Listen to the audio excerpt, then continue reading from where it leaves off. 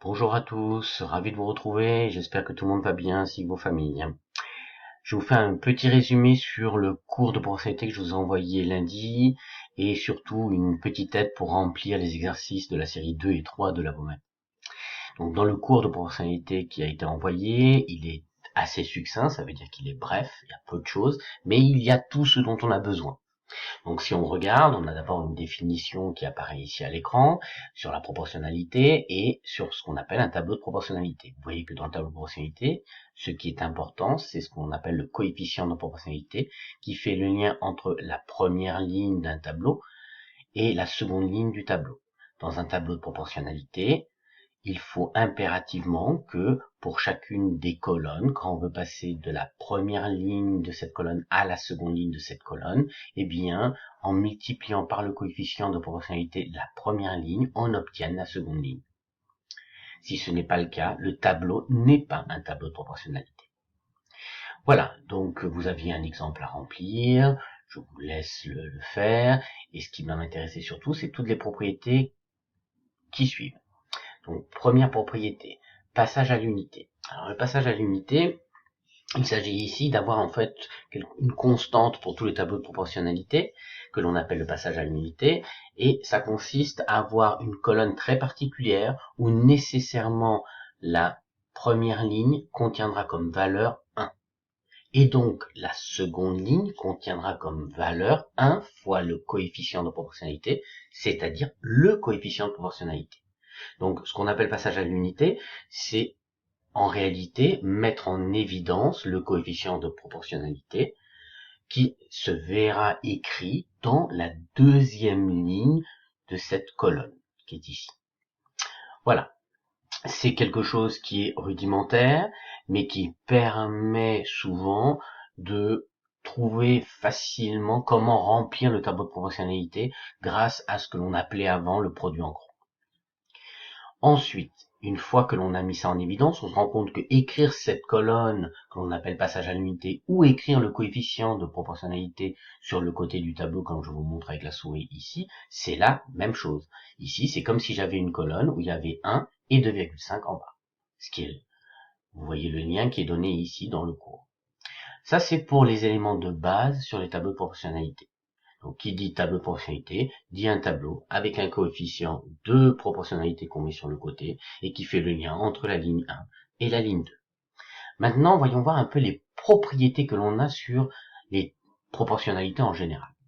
Alors, quand on a un tableau de proportionnalité et que l'on veut créer de nouvelles colonnes, on a plusieurs possibilités qui nous sont données. Alors, lesquelles? Premièrement, quand on a une colonne que l'on connaît, on peut très bien la multiplier ou la diviser par un nombre pour trouver une nouvelle colonne. Par exemple, si je prends la colonne 4, 10 qui est ici, si je la multiplie par 1,5, j'obtiendrai la nouvelle colonne 6, 15 qui est là. Je peux très bien aussi le diviser par un nombre, ça reste toujours valable. Multiplier ou diviser, c'est à peu près la même chose en mathématiques. Ensuite, quand on connaît deux colonnes d'un tableau de proportionnalité, on peut très bien les additionner. C'est le cas ici avec le 4 plus 6 qui donne le 10. Et vous voyez que le 10 plus 15 nous donne le 25. Et on obtient une nouvelle colonne de ce tableau de proportionnalité. En mathématiques, additionner ou soustraire, c'est à peu près la même chose, c'est-à-dire qu'on est tout à fait capable aussi de soustraire des colonnes dans un tableau de proportionnalité. Donc voici les propriétés sur les tableaux de proportionnalité que l'on va pouvoir utiliser dans les exercices de la BOMEP. Quand je vous parle de propriété, c'est exactement ce que je viens d'énoncer. Quand je vous parle de coefficient de proportionnalité et l'utilisation du coefficient de proportionnalité, c'est en réalité revenir à la définition de base pour pouvoir résoudre l'exercice. Passons maintenant aux exercices de la BOMEP. Donc, dans les exercices de la BOMEP, vous avez 3 séries d'exercices. Une première série qui concerne les définitions de base, à savoir si un tableau est de proportionnalité ou pas. Je ne reviens pas sur celle-ci.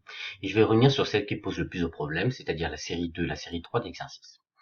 Sur la série 2 et série 3 d'exercices, la première information à savoir, c'est que tous les nombres que vous avez à utiliser sont des nombres entiers.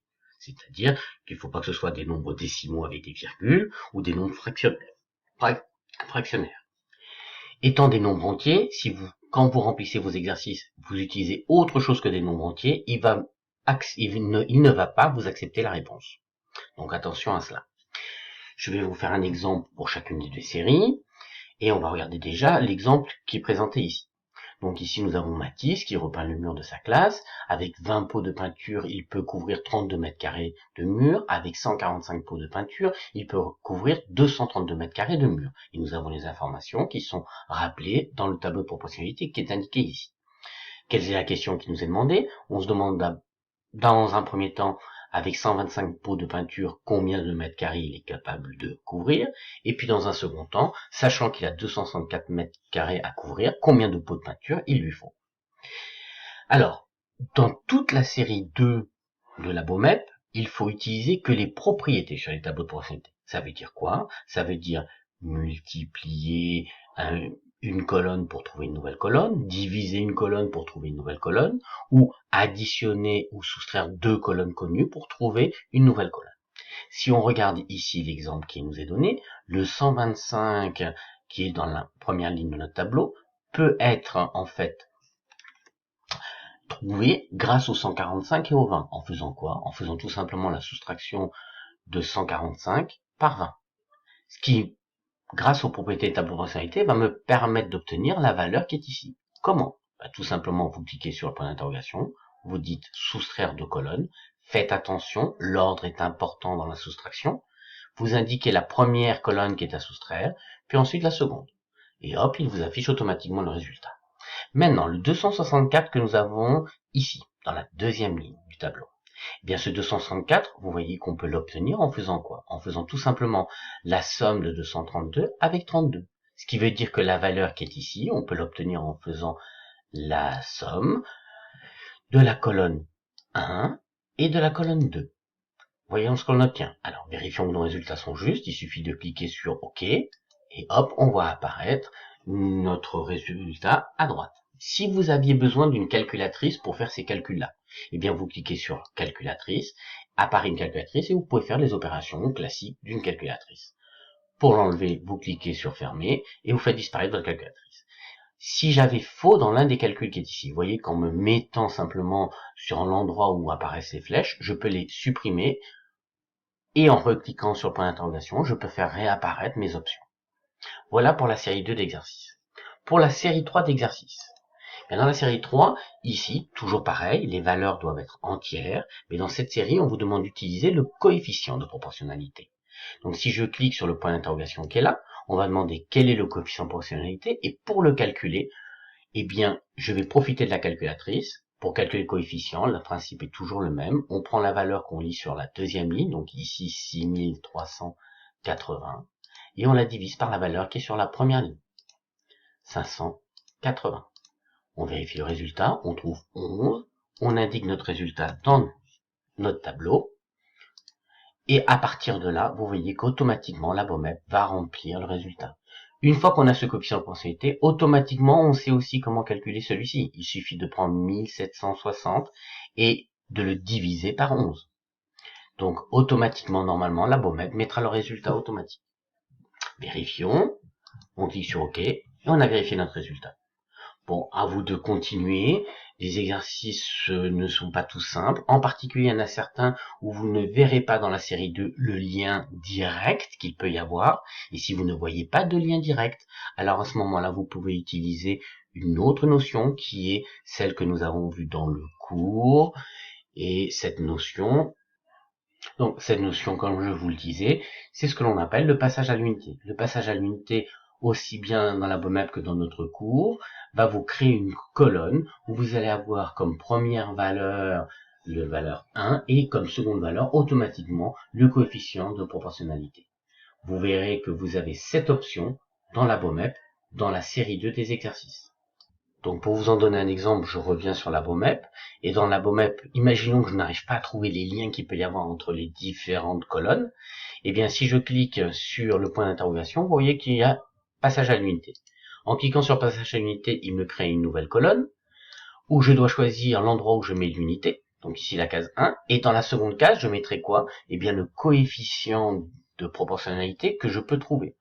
Or, pour calculer le coefficient de proportionnalité, comme je vous l'ai dit, quand on connaît une colonne, on prend la valeur qu'il y a sur la deuxième ligne, 100, ici, divisé par 105. Vous voyez que j'obtiens un nombre qui est assez compliqué, 0,95, 23, etc.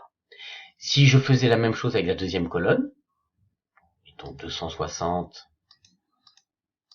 divisé par 273, bah si le tableau est un tableau de pensée, vous imaginez très bien la solution que je vais devoir trouver. Alors, à votre avis? Oui, c'est bien ça. On trouvera exactement la même valeur que tout à l'heure. 0,95, 23, etc. Petit problème, en utilisant cette méthode-là, le raisonnement est correct.